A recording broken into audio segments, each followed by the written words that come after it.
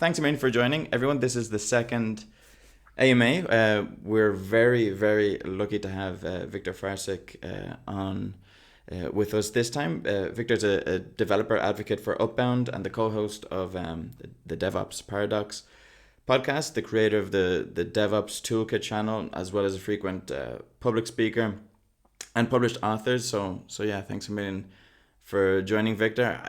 From like a personal perspective, I can't really believe that that this is happening, because I remember around maybe like 3 or 4 years ago, this was pre-pandemic, I was in Brazil, and up until then I was an English teacher in Spain, and I decided that I had a few friends there in southern Brazil, and I wanted to get into tech.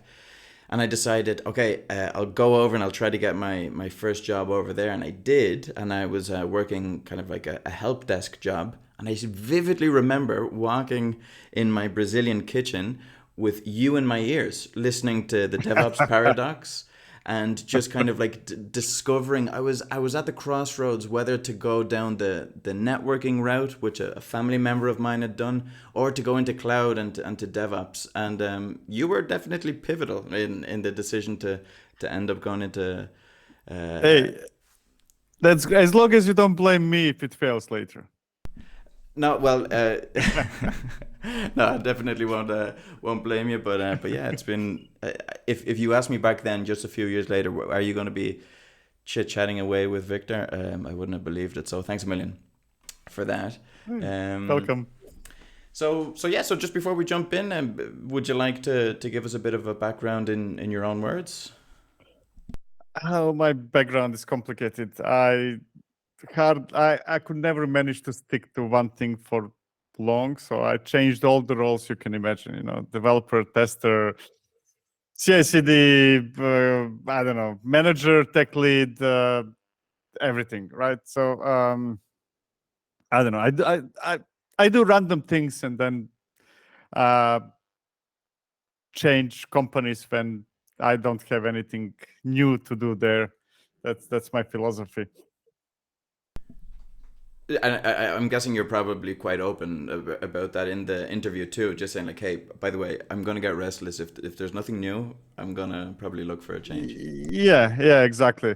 There are actually two things. One is that, and the other thing is, if this company becomes successful, I will have to leave, because that means that the company grew, and then we have processes and somebody breathing behind my back and stuff like that. So I urge companies not to become successful, otherwise I have to go.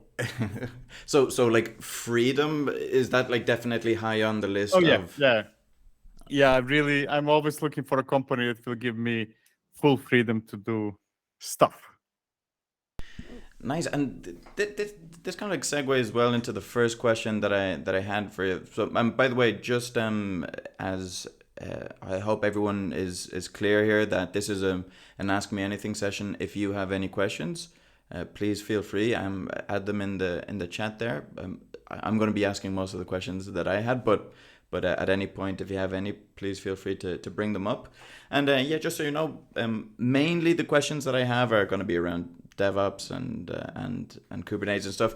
Since I'm also a developer advocate, I'm going to be keen to ask you maybe one or two content creation questions and things like that. And then I have a little thing planned for the end. But yeah, so if that's cool with you, I was just wondering, speaking of what you were just saying about what kind of like challenges you like to put yourself to, like the word influencer is kind of I hate it. I'm not an influencer. I hate the term. I really don't like it. And that's why I bring up, because it's a murky term. I mean, that's for sure. And like I have kind of, because like some people that call themselves influencers, you kind of ask yourself, like, first of all, what are they trying to be influential about, and yeah, and who are they actually influencing?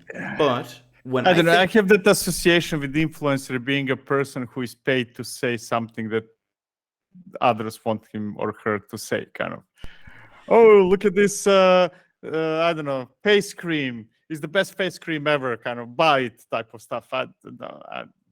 No.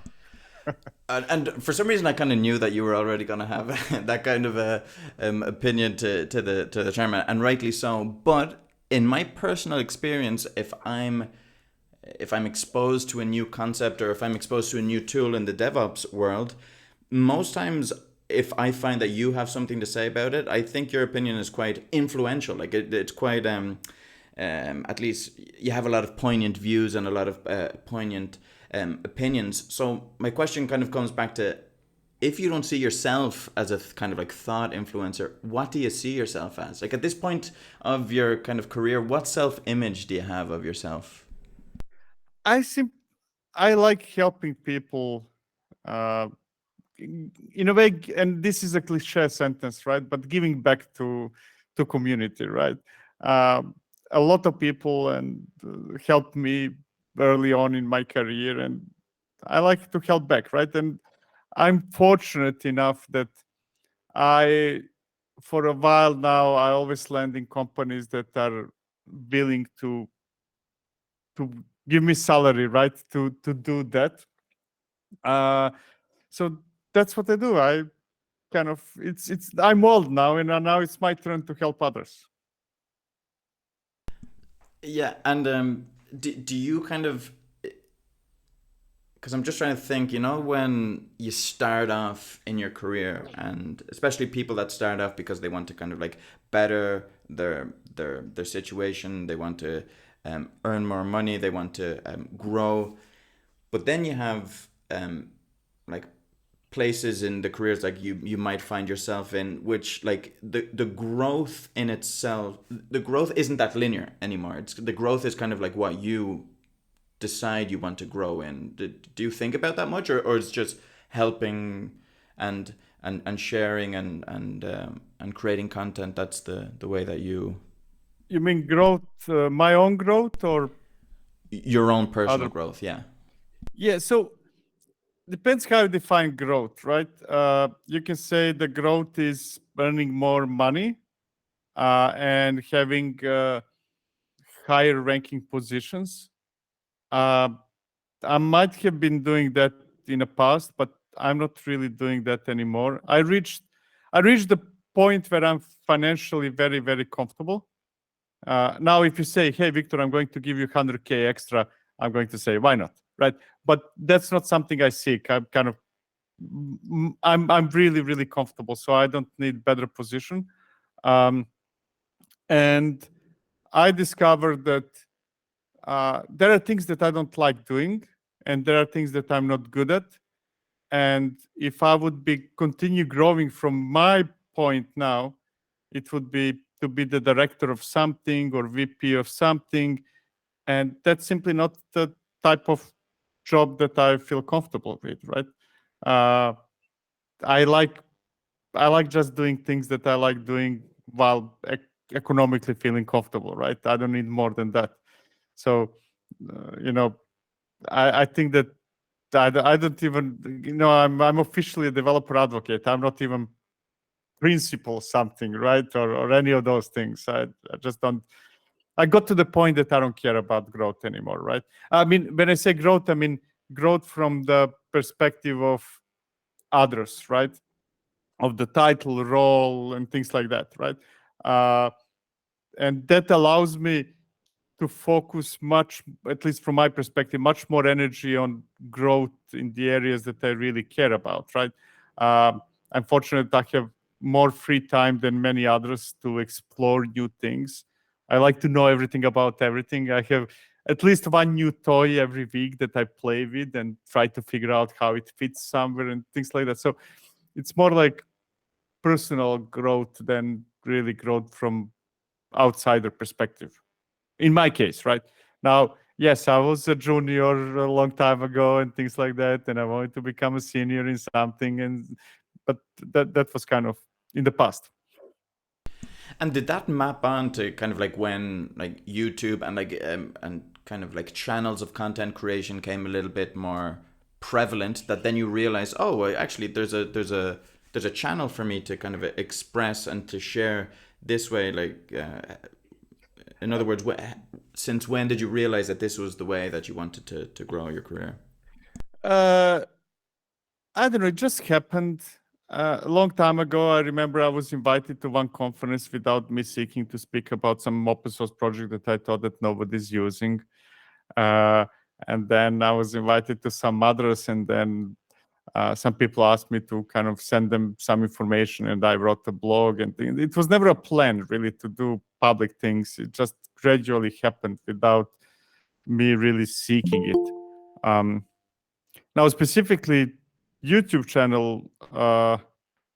YouTube channel actually was born out of frustration, to be honest.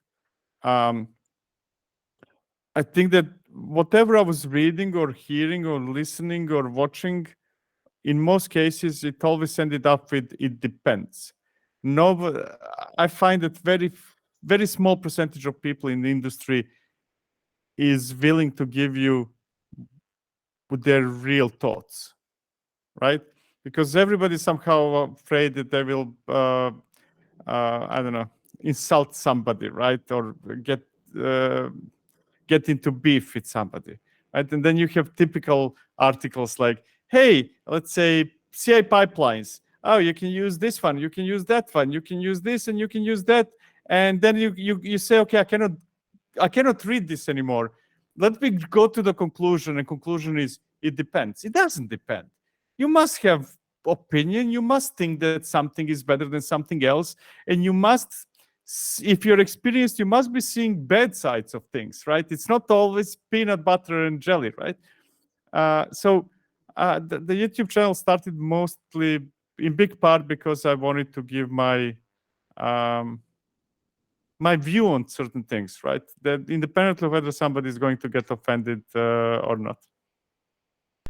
Yeah, like sometimes there is a place to be opinionated, and like it kind of like reminds me what you were saying there about those particular blog posts. You know, those studies done on supermarkets that like if there's 12 brands of the same product, like you're not going to know which one to choose. But if someone just says here, there's this one or this one, and to be honest, that one's the better one. Use that. Exactly. And yeah, that's definitely something that you get a lot with your content. That's pretty nice. Okay, so speaking about your content, one of the things that you share, which I think is really cool on your channel, is this series that you've done with Whitney Lee, a developer advocate for VMware. This kind of like choose your own kind of adventure game, which is quite ambitious, because I think did you manage to use every single CNCF project already, or is it still in the no, pipes? not even close. Not even close. We're talking about I think around 200 projects, and new ones coming every week. So no, not even close, right? So long before we started working on that, I was working heavily in different capacities, some with the CNCF project. So I can say that maybe I'm familiar before we even embarked into that in that direction. I was maybe familiar with 50 or 100. When I say familiar, just to clarify, whenever I say familiar, I mean I used this thing. I don't mean familiar. I read tagline what it is. But there is a long way to go, right? And Yeah, 200. the problem that we are having with that project, call it, is that we want to enable people outside of what they see on YouTube and stuff like that they go to the repo, they start somewhere, and then they make choices. I'm going to choose this, I'm going to choose that, and so on and so forth throughout the whole 200 plus projects. And that means that the code is becoming, and the instructions are becoming more and more complicated over time, right? Because I need to take in account any permutation that anybody took in the previous choices when they come here, right? So it's a bit complicated. A lot of if else statements, equivalents, but it's fun. Yeah, and like that's exponentially, like the amount of kind of combinations that somebody could come up with. I mean, obviously there's some kind of clustered areas of the CNCF ecosystem with a lot of options for a single kind of thing. Yeah. I mean, some choices are really affecting many things afterwards, some not that much. Like, the choice how to build a container image really does not affect what comes afterwards, right? Maybe later on when we get to automation, and then okay, let's now build those images in an automated way through any of the 57 different pipelines you might choose. That comes back into play, but it's not affecting it so much, right? Other things do, like for example, there are 4 or 5 ways how to define your applications in Kubernetes, right? And if somebody chooses CDKs, then there must be CDKs examples all the way until the end of the end of time, right? So depends on the project. And you say that you're familiar with only a subset, but you're probably one of the, if you're going down this route, and you've done your research before going down the road, so you're already pretty familiar with the CNCF landscape in general. But what I wanted to ask you was, do you think that there's any kind of oversaturated areas in the ecosystem, that there's already like too many projects or projects that have already covered an area like sufficiently well, that more than likely that will always be the best choice, or at least for now? And do you see any other, on the opposite side, any other areas that are not very, like, for example, I'm just like off the top of my head, like observability for serverless, for example, that isn't Yes. as... Yes, so there are phases in evolutions of almost every segment of our industry, right? For some of them, it's Wild West phase, right? Which is a good thing, because that means a lot of people create a lot of different projects with different ideas how to solve something. Over time, looking historically, right? Over time, at least within open source, we tend to reach the part of two important milestones. First, that there is 1 or 2 widely accepted solutions, right? Open source is very much winner takes all type of game, even though it doesn't look like that right now for CNCF, but that's mostly because it's all new, right? New boundaries are being set and so on and so forth. But it's winner takes all. So we will see in certain areas consolidation into 1 or 2 solutions. Like you mentioned, observability, right? Right now, yes, the tools for observability, there are many, many, many, but we reach the point where OpenTelemetry is the standard, right? Very few are going to, I don't think that I will see a project that will try to challenge OpenTelemetry anytime soon, right? Or if you talk about, let's say, container runtime, right? Most people, first of all, it became boring and just there. Most people do not even know which container runtime they're using when running Kubernetes. And if they're making choices, they're most likely going to use containerd, right? And that's very small percentage already, kind of those who do make choices, right? Vast majority doesn't. If I ask like audience, if you're using EKS or GKE or AKS, Azure, AWS, or Google, I bet that majority of people doesn't know even what's the container runtime, right? And if now we go back 5 years in the past, container runtime, that was the discussion, right? That was part of every conference and so on and so forth, right? Everybody talked about container runtimes. Now nobody does. So, it goes through those maturity phases that at one moment we get the standard. I mean, when I say standard, I don't mean official standard, but kind of, okay, so look at service mesh, right? If you combine Istio and Linkerd, you probably get 95% of the market. Yeah, they kind of like become like unofficial defaults. They're kind of like, Yeah. if you choose any other thing, it's probably going to be the wrong choice, because they're just so proven. And that kind of reminds me of one of the kind of like staples that you have now. One of your yearly videos is this kind of like roundup, right? Like the best tools for I think you've done one since 2020, and even though of course you're quite good at canvassing the ecosystem to find like the new hitters and the new kind of exciting projects. But if you look back at the 3 videos, there's a lot of common what's the word, usual suspects, right? Like we Terraform, Argo CD, cross-playing, Loki, like they're all there. And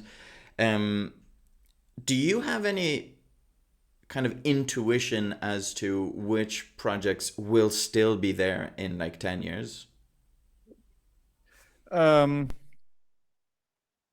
Yes, some of them, right? It all depends what is the area, right? There's obviously my own kind of project, Crossplane. I wouldn't be working on Crossplane if I wouldn't believe precisely that.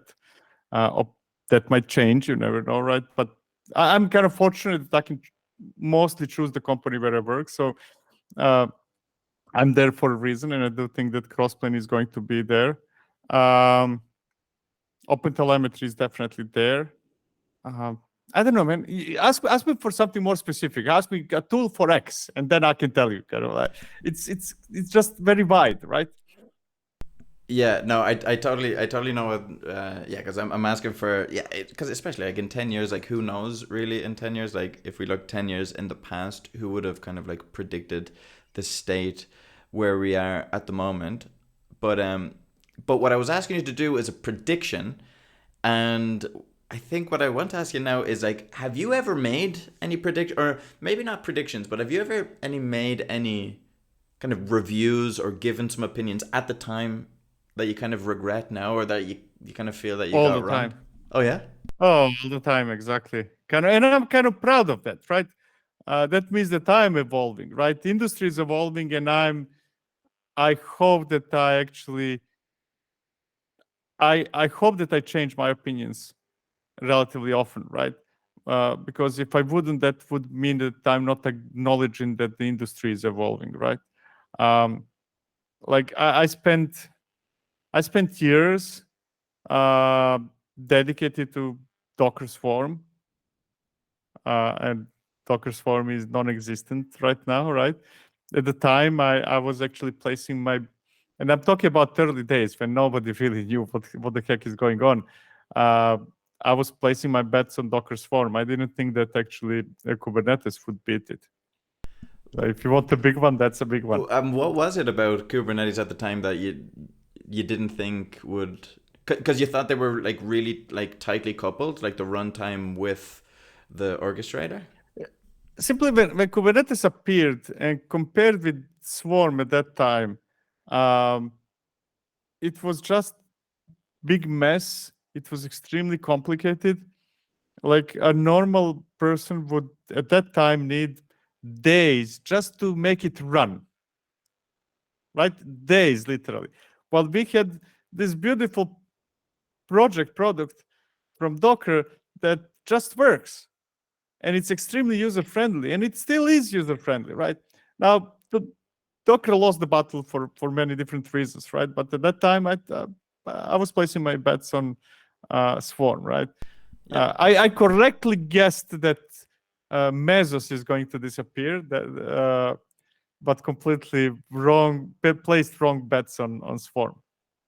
Because there was a time when like Kelsey Hightower's Kubernetes the hard way was just the only way. Like that's the only way that you can yeah, set a cluster. that I actually remember speaking with him, kind of like, man, why did you call it Kubernetes the hard way? That's the only way that anybody knows. Kind of like, there is no easy way. Kind of like, so how? I mean, what's the easy way exactly? Now a lot changed since then, right? Now anybody can spin up a Kubernetes cluster. Nobody, very few can actually successfully run it in production, but spinning it up and stuff like that, that's today easy. But at that time, no. Yeah, I mean, I think one of the kind of like meta conversations about DevOps that usually goes on is that, yeah, there's this kind of shifting conversation of layers of abstraction. There's things that we're just not talking about anymore. Like, as you were saying about runtimes, no one, even the engineers who are working, aren't necessarily in tune, or aren't necessarily making the decision on which runtime to use. The conversation has shifted up. And, and and that will actually link to a question that I have a little bit later on. But I just want to get one of the questions from the audience here. Anu, you were asking about specific projects. Victor, Anu asks, any views about the DAPR project to create distributed applications? DAPR is awesome. Use it. I like DAPR. DAPR was the last time I was looking into changing companies, DAPR or a company behind that DAPR was my second choice. It's awesome. Use it. I think it has a lot of features. I mean, not features, future. Now, future is never guaranteed, just to clarify. It all depends on how well they manage to monetize. And we're talking about open source always, but open source doesn't exist without somebody earning money so that you can have a permanent contributions and stuff like that. So it's not guaranteed, but DAPR is awesome, and I'm placing my bets on it. Very cool. Thanks a million. Anu, I see that you have another question more related to content creation. If you don't mind, I'll save that till later because I have a few content creation related questions too. But just go back to what we were saying about the kind of like the shifting kind of levels of conversation as time goes on. I remember vividly if I go back to the kitchen when I was listening to you, I remember you talking about automation and about how to be a DevOps engineer has to do with kind of like removing toil, removing like automating things that are not that interesting. And one thing that kind of like popped up in my mind was like, where do we end up? Like, do we end up just out of the job? And in many cases, like that's kind of like the objective, right? Or at least get rid of all of the things that aren't interesting to do, right?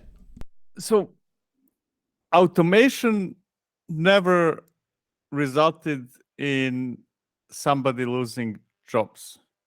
And the same answer I'm giving you for automation, I'm giving today for AI, because I get a lot of questions in that direction for AI, right? Neither automation nor AI result in anybody losing jobs.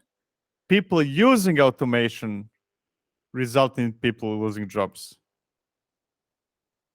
right? That's very different. Yeah. So if you want to be safer in your job, you should be automating stuff so that actually you make other people obsolete, not yourself.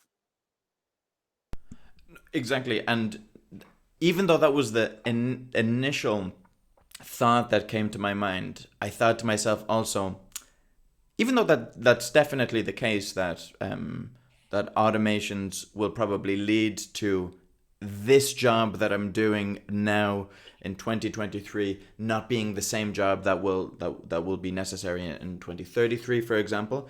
But at least the state of the art right now is not going to take anybody's job.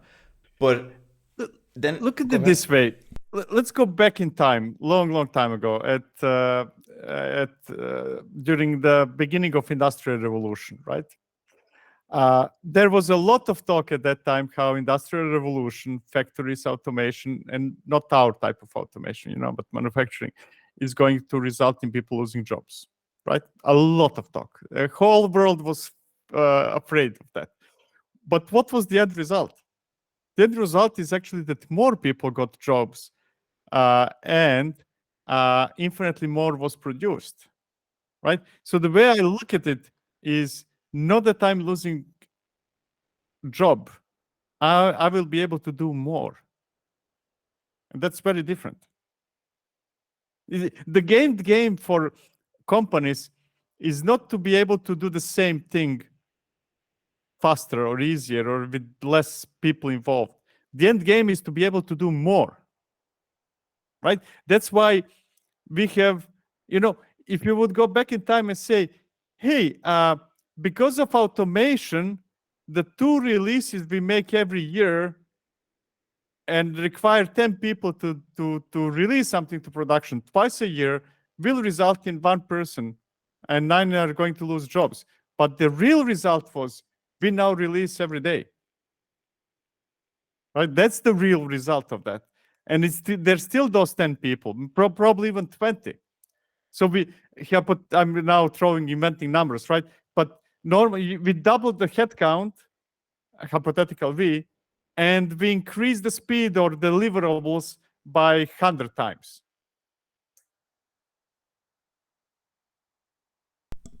Yeah, I mean, it's the kind of issues or the kind of toil or the things that people were doing in the past have definitely changed, and yeah, and those kind of like efficiencies that are gained don't, I totally agree, yeah, they don't, you're not out of the job, but you're kind of you have the space to work and to create productivity in a different way.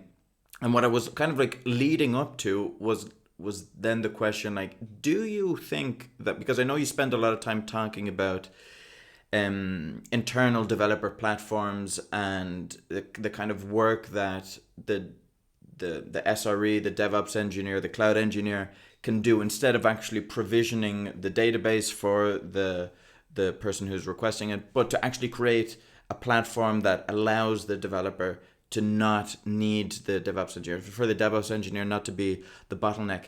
Do you think like platform engineering, to put it simply, is kind of like the natural conclusion to what everyone in DevOps should be working towards?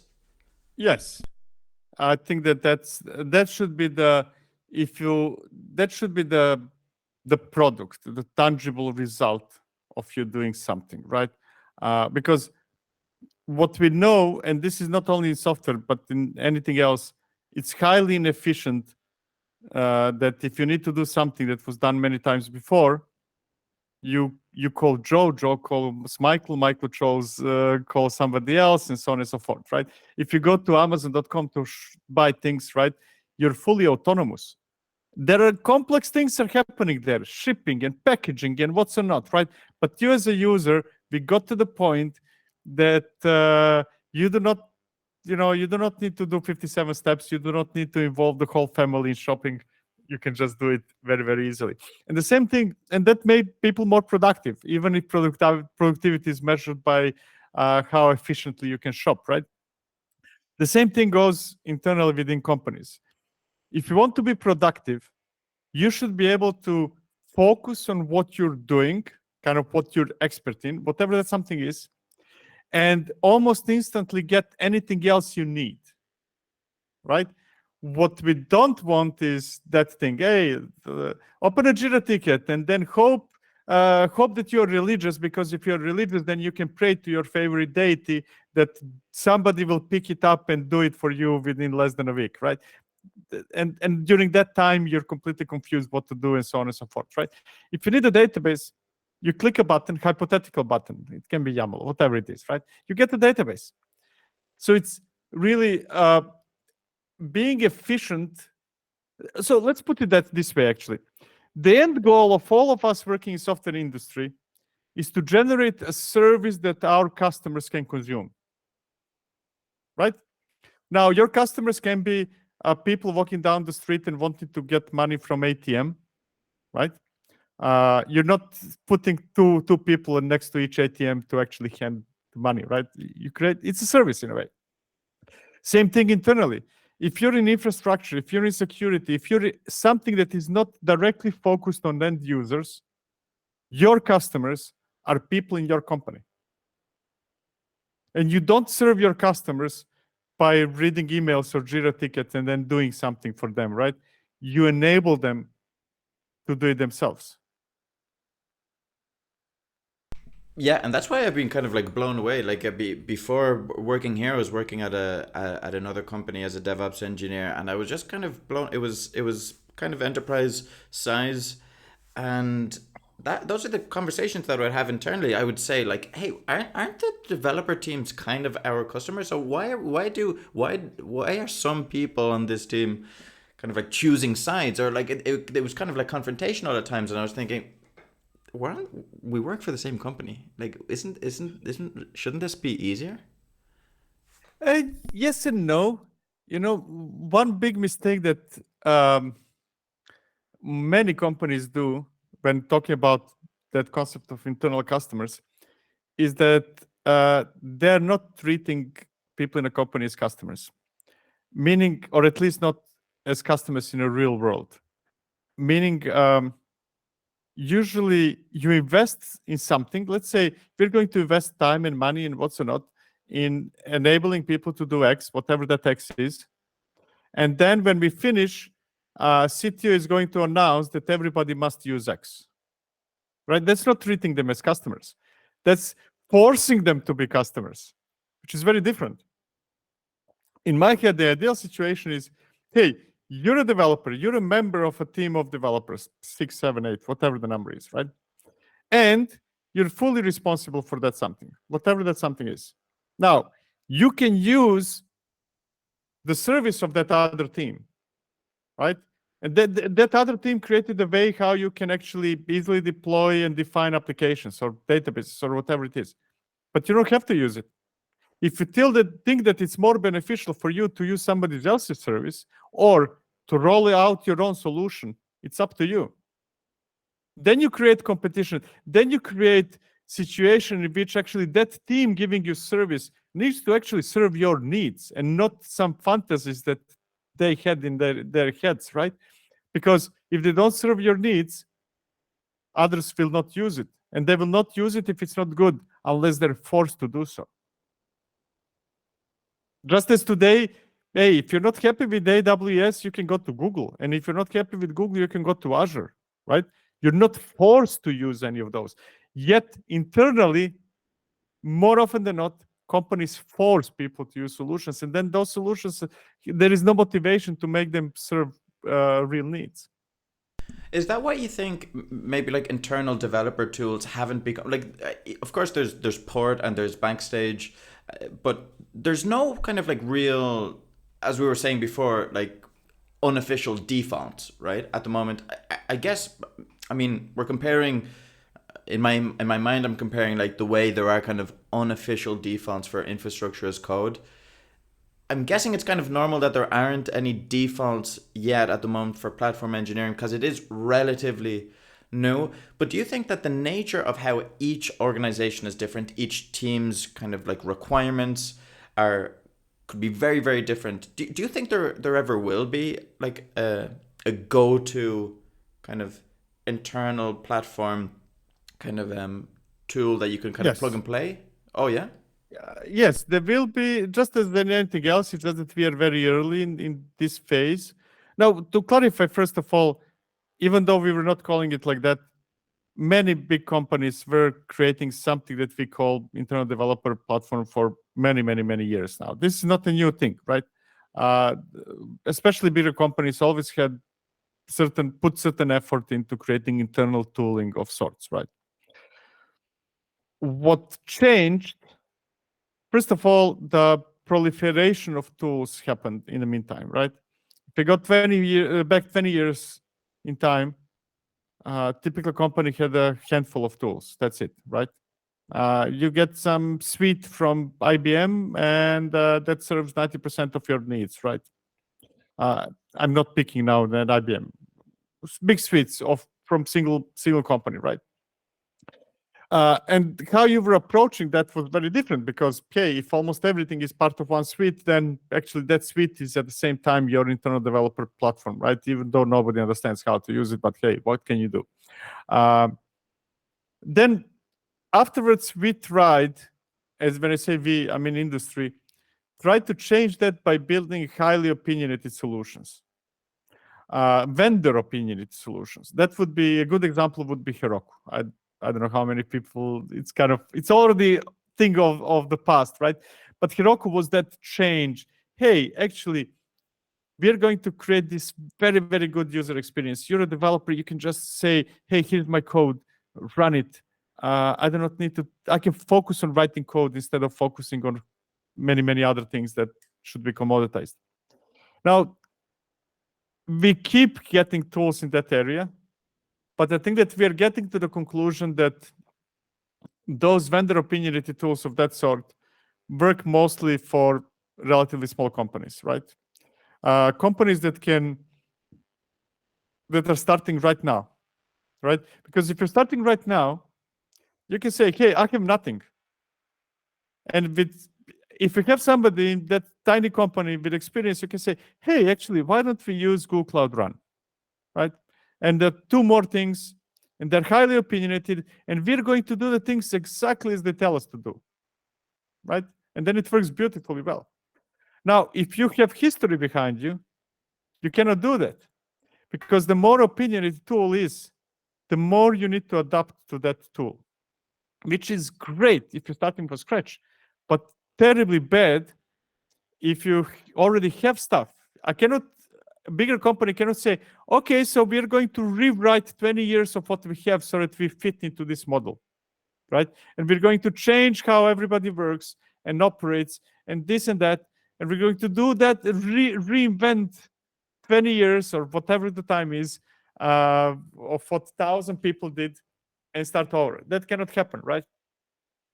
So we're getting that third wave, I feel, where actually instead of opinionated tools, we're getting towards tools that enable you to create opinionated tools, right? And Backstage would be one of those, right?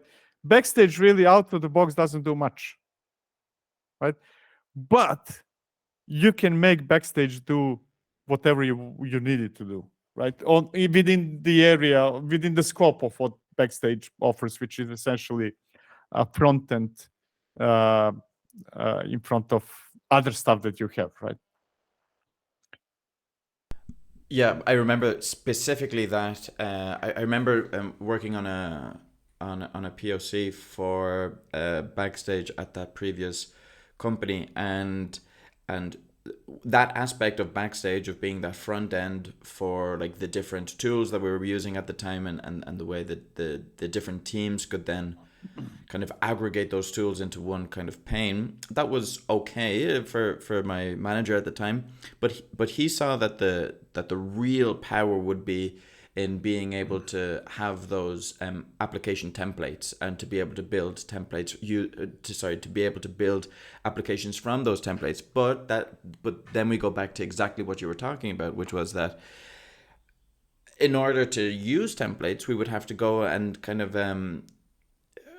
aggregate how a lot of the kind of legacy applications that already existed were written for them to be kind of like in other words, it didn't make sense for them to write templates that would be able to kind of work with the legacy application. So Backstage didn't make sense at that moment there, and yeah, but I also remember having conversations the other way, which was that yeah, but we're in speaking to another friend in a much smaller startup, saying that yeah, but Backstage is a little bit of overkill at the moment because we're so small now that we don't need kind of like a platform engineering solution. What would you say to that? Yeah.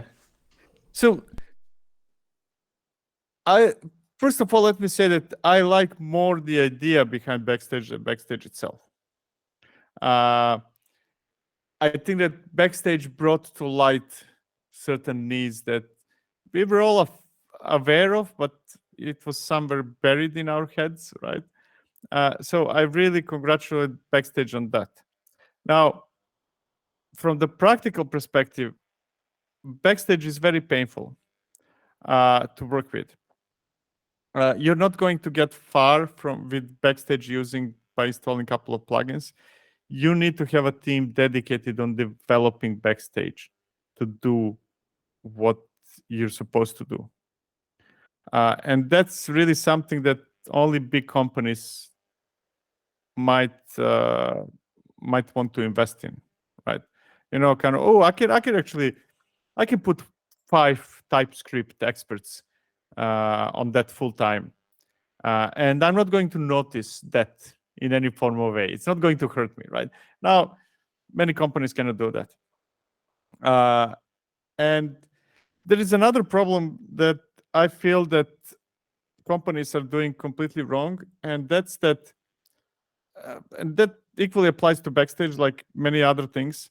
You start with the front, and I think that that's terribly wrong. I might be old-fashioned here, but I feel that front ends are just, the dumber the front end is, the better. Meaning that you start, let's forget about the IDPs for a second, actually. Let's imagine that we're creating new applications going to have a web user interface, front end, back end, and stuff like that, right? Now, how would we do that? First, we define the API, right? Then we create an implementation of that API. And then we say front end, and now you just go there, ask what you need, and you will get something back, right? Front ends should be dumb because the heavy lifting is not happening in there, it's happening behind. And I feel that that's where people are making a mistake. You have now a bunch of different tools, and you're going to somehow surface them, let's say in backstage, and people are still going to be confused. Now they will have a single place where they will be confused, but they're going to continue being confused nevertheless, right? What is really missing is figuring out, first forgetting about frontend, that comes at the very end. Figuring out what is the right level of abstraction for a given person or persona or a team, of whatever that is. And there is no answer, so don't ask me what is the right level. Depends, right? And I hate when I say depends, but in this case, depends, right? So you need to figure out what is the right level of abstraction. Like if I go outside of software industry, going back to my example of of Amazon, when you shop, what is the right level of abstraction? Somebody might say, hey, I want to decide whether my shipment will go by train or plane or boat. Or you might say, I decide nothing. Or you might say, okay, you want the same day or within a couple of days, right? And Amazon figured out kind of what is the majority people need and created that abstraction and say, okay, there are only two choices, right? Fast or not fast. Somewhere in the middle, right? So you need to figure out what is the right level of abstraction people feel comfortable with and create that abstraction. Whatever that abstraction is. And then behind the scenes, you will get the mess that is required without which you cannot live. And there are two people who actually really care about those things, but the majority doesn't. Behind the scenes, a lot of things are happening. We cannot avoid that. But what we can do is make it just at the right level for certain persona. And then if you do that, and there is an API behind that right level of abstraction, then whether you use Backstage or you use Port or you use something else is relatively easy, right? Because you just say, okay, so go to that API, ask what you have, and give me back what the output is. Yeah, like there really is no kind of substitute to understanding exactly the situation, understanding exactly the needs, and then applying tools to it instead of the other way around. If you go back on the story about customers, of course, if you're building a new product, you are not going to figure out everything that your customers need from the start. That's never going to happen, right? You do something, you feel the pulse, you do interviews, you see how happy, unhappy they are, you improve, and eventually you will have a business that serves people's needs, right? But that happens eventually. That never happens from the first attempt. And if you apply that same logic, it's just, okay, so you have a person or a team who is, actually there are three personas in my head, right? You have people working directly on something, end user application, writing code, this and that. You have experts in something, experts in security, experts in databases. And you have the third group that is creating a framework where those experts can plug in their knowledge as services that are going to meet somebody's needs, right? Kind of. So I see platform engineering as a middleman. That's not a team that does the platform, just to clarify, because if platform engineer would be creating a platform all by himself or herself, that would mean that that person knows everything about everything. That's never going to happen. What you can be is a middleman. Okay, so hey, Joe, you know databases very well, yeah? Oh, excellent. I have this thingy where you can plug database as a service, but don't do it just yet. Go and speak with people what they need, kind of figure out, and then do it and repeat and repeat and repeat. So eventually you get something useful.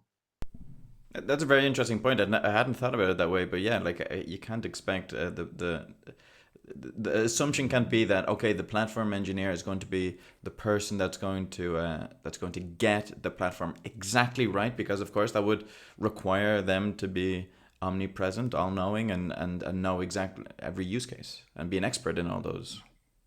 Yeah, you cannot. I mean, if you find me that person, please let me know. Kind of, I'm willing to give any amount of money and employ that person. Yeah, I'm sure. I mean, kind of like that would be godlike figure. Kind of, I know everything that humanity ever invented. Which at some stage will be AI, right? But not next year. I mean, but maybe, but then yeah, if you get to in a far away future, if you get to that part that actually we don't have to do anything, AIs are doing stuff for us. Hey, I'm all for it. Yeah. By the way, I just got a notification there. So since this is the Plan B room, and I also want to be mindful of your time, Viktor, and everyone else that's here. I think we have around 10 minutes left in this, or maybe 5 minutes left on this link. Would you be able to talk for a little bit more, Viktor? Yeah, I have nothing until past. Perfect. So, Cyril, would it be okay for you to just drop a link in the chat for another room in case we get another notification that will get kicked out? Yeah, I'll try to keep it short and move on to the next section that I had, because I did have another question here around testing, around something specifically you said in one of your latest videos about testing. But if you want, I'll just quickly go into the actual, maybe I'll save that for another moment. I'll go into the content creation kind of questions that I was wondering about. The first one is like, how do you choose what to make a video on? So I never. It's a very simple choice. I'm working on what I'm interested right now. I never tried to optimize it for what people want. I never tried to optimize it for some silly algorithm that will, I don't know, propel me to 1 million subscribers or anything like that, right? This is my content is not my business. My content is my hobby, and the main motivation is what will I enjoy working on right now. I've definitely seen your content, even though, as you say, you do it for you, and it's not your business, but it definitely has improved in the way that someone who would do it for a business would improve. And one of the ways that it's definitely improved a lot is with your thumbnails. Do you put like particular thought into the thumbnails, or what's your kind of process for thumbnail creation? So both thumbnails and editing and animations and sound and everything that comes after I create raw material is actually since year and a change going to an agency. So that's my quality of life improvement. I was doing those things myself. If you follow the channel for a while, you will notice that at one moment thumbnails completely changed and many other things. I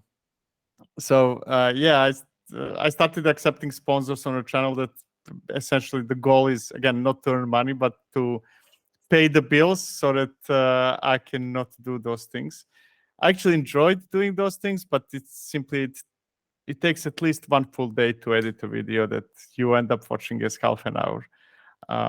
So how much thought I put into a thumbnail? Zero. and yeah, that pain of editing, I know you all too well, and maybe one day I'll join you in the DevRel big leagues, and we'll be able to compare the thumbnails that our agencies respectively make for us. But yeah, yeah, because I was going to ask you too. There's some cool techniques that I've learned from those videos, but like one of them is having kind of like the semi-transparent CLI and you in the background, like it just much more, because there are so many more ways to record boring ways of sharing code than interesting ways, and the Yeah, I challenge as was well. one thing I absolutely hate, without insulting anybody, is a typical. I share my screen, and partly as we are looking at right now, no offense, and kind of like there is one person there in the bottom right, tiny, um, doing something. You don't even notice it. You're looking at a PowerPoint presentation or something like that. I don't like that. Um, I think that I I think that it's much better when people can, see how you're articulating things, kind of like connect somehow with you, with the person, right?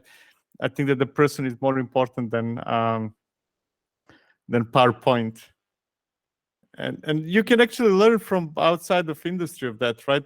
I don't know, whatever are the channels you watch outside of software are probably not doing things like typically we do in software, right? If you look, I don't know, like I watch every once in a while MKBHD or whatever it is, right? How often did you see him in a tiny corner over there and the PowerPoint presentation? Kind of no, or a TED talk, right? Um, and I feel that we forgot how conferences look like, right? In the past, we Sorry, had. Victor. I got the notification. It says that the call is Okay, about to end. see you there. Shall we join the new? Yeah, perfect. See you there now. Here we are. Perfect. Here we are again. Okay, so Plan C. I'm happy that we're slowly getting through it. Thanks a million for being a great sport, Victor. Because Sure. um, yeah, not the most professional setup, No worries. but um. But yeah, you were. I think I cut you off there. Yeah, I don't remember. I'm old. I forget what I was saying a few minutes ago. Yeah, it was probably about video creation and. Yeah, kind of. Think of TED talks. Think. So it all goes down. Let me backtrack. Actually, when I started going to conferences, or even meetings, right? I always hated, when people put every single sentence, everything that they're going to say in PowerPoint and then read it from it.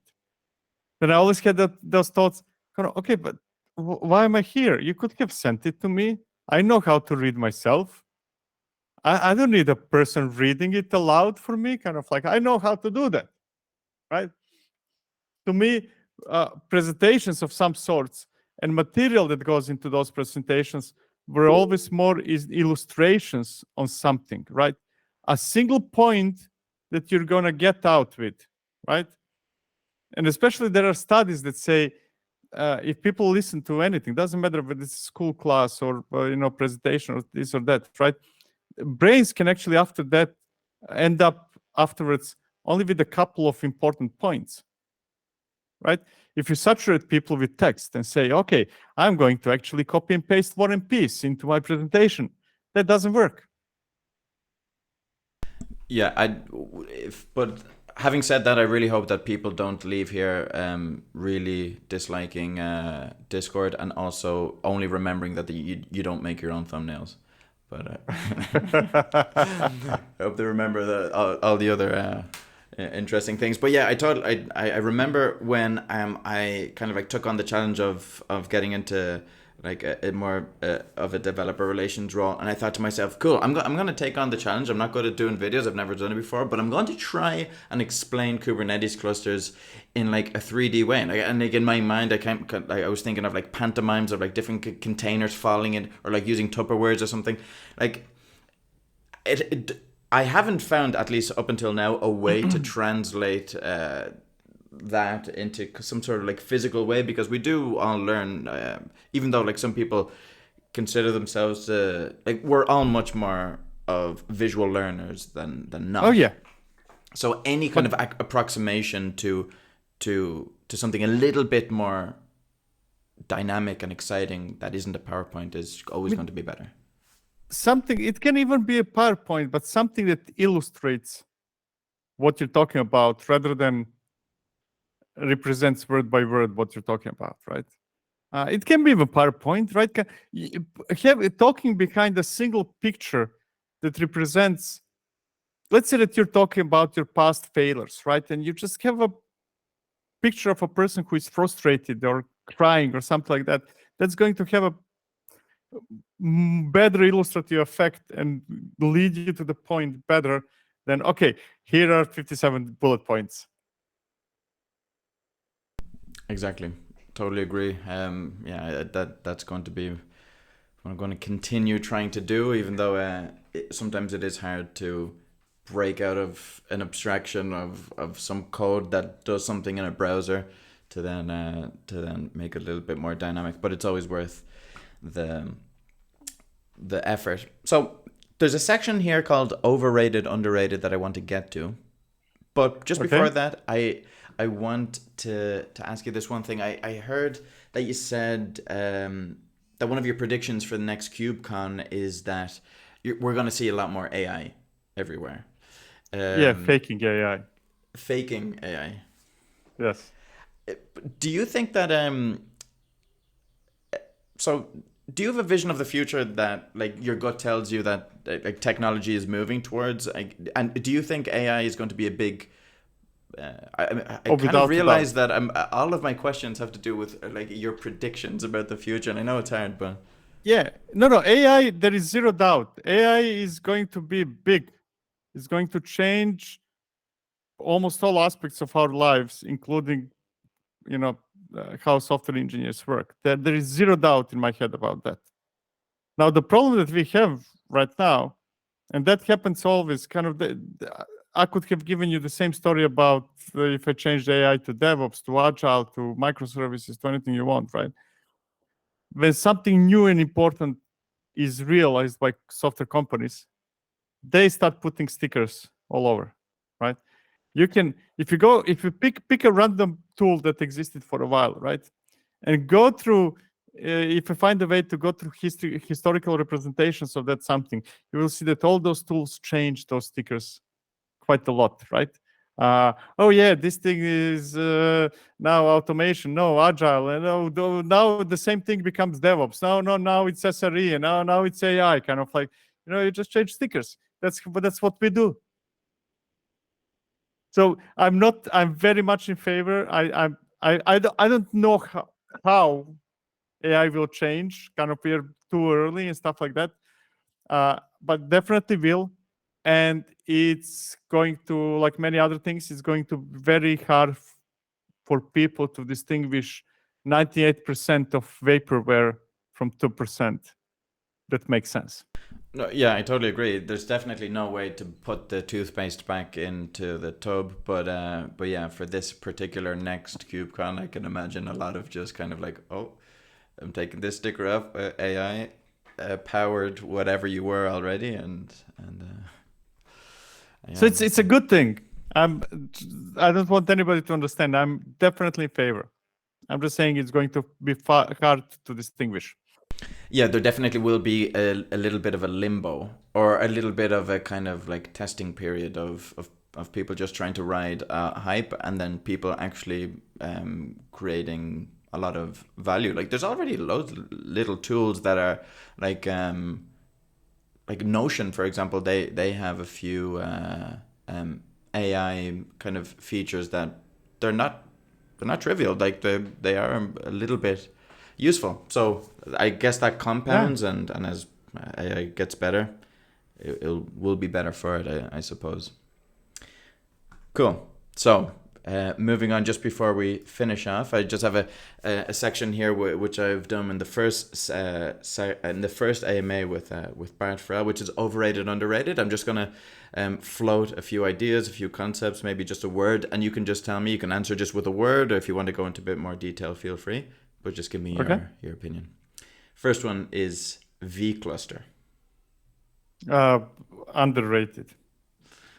Yeah, that was also one of your takes. I think I heard it was on the episode with about like the roundup of the last Kubecon. You've got Can I introduce the third category just right?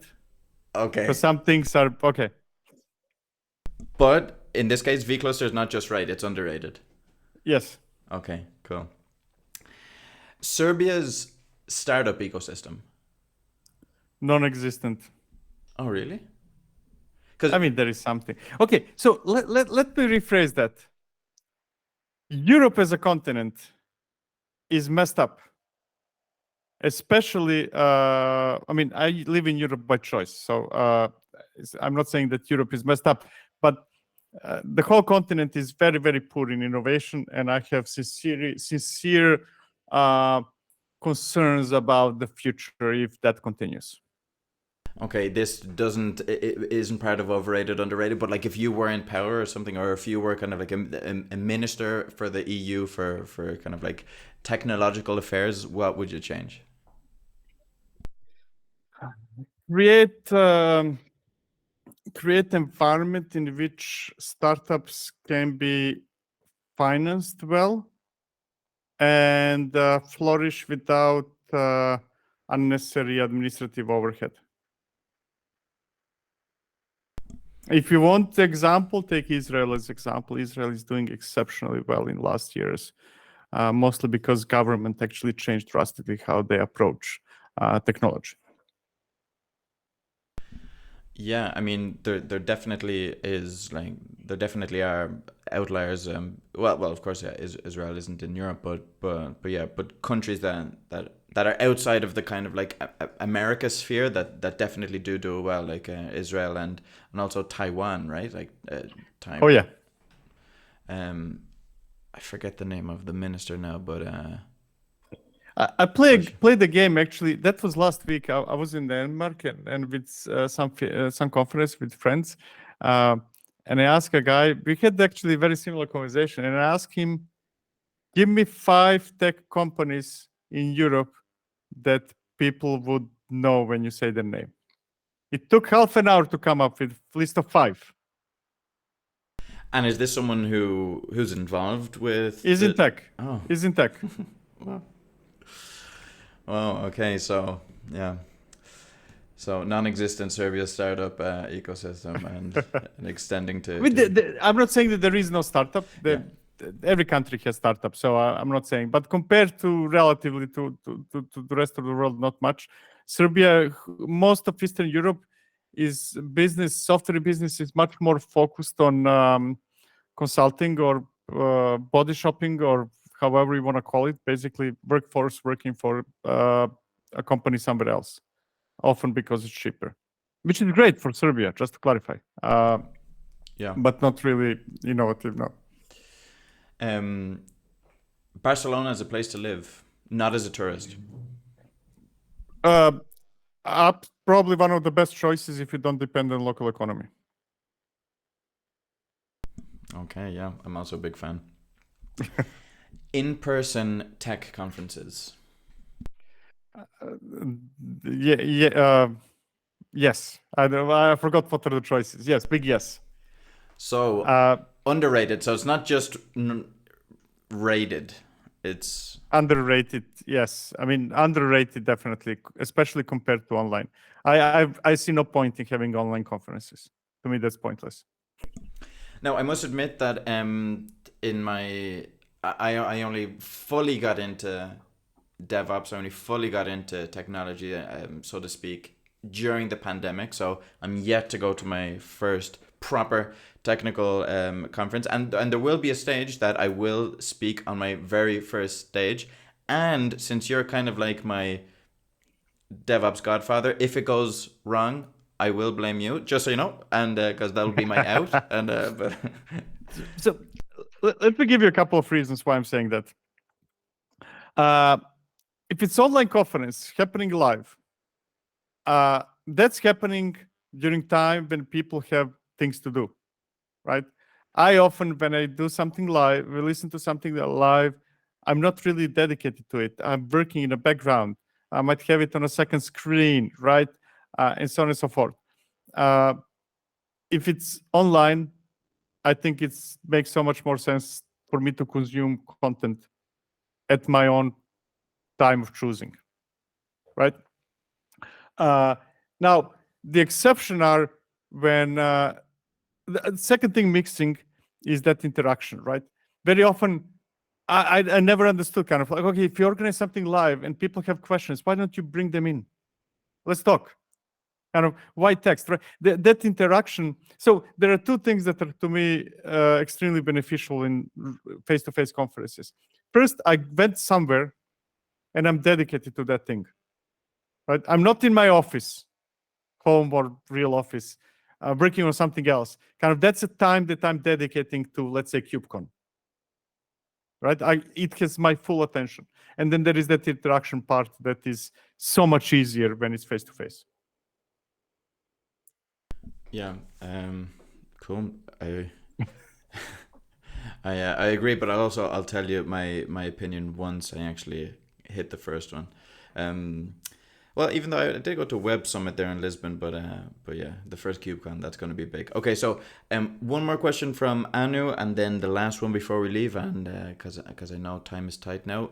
Anu asks, can you share your views about the role of content creation in a software developer's career in present, and channels like LinkedIn, Twitter, etc.? How can they play a part? I will extend a bit the answer to not only content creation, but let me redefine the answer. The role of doing public work for your career. And I think it's massively underrated. Being able, doesn't have to be content, right?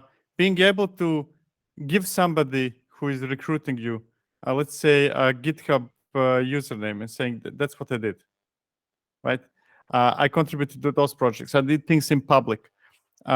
It's so much more valuable than the CV that is unverifiable and where you invent things, right? I know that, and I know that I'm not the only one. I would always choose somebody who, let's say, contributed to open source project, but just to change the not only content, because it's so much easier for me as a person recruiting to find out what that person did and how good that, whether it's worthwhile actually the effort to go through the process in the first place. So I always recommend, especially if you're starting, contribute to projects. And don't think of it because I'm a person, good-hearted person who wants to do good by humanity. That's great. You should be doing that, so don't misunderstand. But for your own personal benefit, do things in public, whatever that something is. And that ties in, and thanks Anu for that question, but that ties in perfectly to the last question that I had, which was, if you were to give advice to someone in the future that would want to kind of like become a mini Viktor, or to have a similar kind of like career trajectory to yours, what would you recommend? What kind of like what would you recommend them to focus on? Focus on open source. Period. That's the best thing you can focus, and do not find company where you, maybe your first company where you're working, as an excuse and all that stuff. Kind of, oh yeah, but they are not into this, and they don't give me space and stuff like that. I think it's your own responsibility to think about yourself, and if that means weekends, well, I'm sorry that you're in such a company that doesn't give you space for that, but it's your responsibility. Go for open source. That makes increase your experience, knowledge, and visibility drastically, much more than anything else. Sage advice. Okay, thanks a million. Yeah, I've taken a lot more of your time. You've been very, very generous. Yeah. You've got to all my, well, I still have one or two questions, but if we do have a chance to do this again in the future, I'll save them for then. So yeah, thanks a million again. Thank you. It was fun. Cool. All the best. Thanks a million, everyone. Catch you next time. Thank you. Bye bye. Cheers.